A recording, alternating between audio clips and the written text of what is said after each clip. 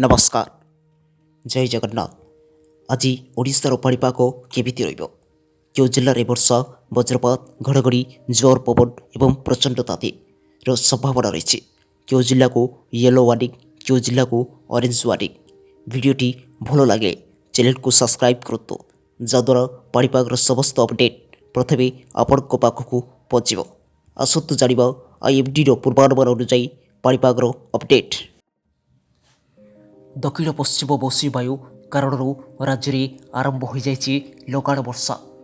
एमितिरे आसत्ता 24 घंटा प्रबल अति प्रबल वर्षा संभावना रही पाणीपाग विभाग पक्षर जारी होइछे चेतावनी। बरगढ़, नुआपड़ा, बलांगीर, सोनपुर, बौद्ध, कंधमाल, नवरंगपुर, कोरापुट, मालकानगिरी जिले में प्रबल अति प्रबल वर्षा संभावना रही ए समस्त जिला को ऑरेंज वार्निंग जारी करा जायछि।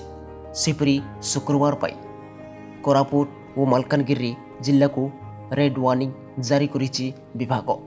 आउरी मध्य प्रबल अति प्रबल वर्षा पाई रायगड़ा, कलाहांडी, गजपति और नवरंगपुर जिला पाई ऑरेंज वार्निंग जारी करिछि पाणीपाग विभाग। एभली पाग आसंता 9 तारिख जाए लगी रहिबो नै मध्य संभावना रहिथिबा कहिसेंती आंचलिक पाणीपाग विभाग निर्देशिका मनोरमा महांती। से कहते जून 1 एपर्यंत वर्षार परिमाण 150.9 मिलीमीटर वर्षा रेकर्ड होइछि। हेले एबे भी 34% डिओटिया वर्षा रेकर्ड होइछि।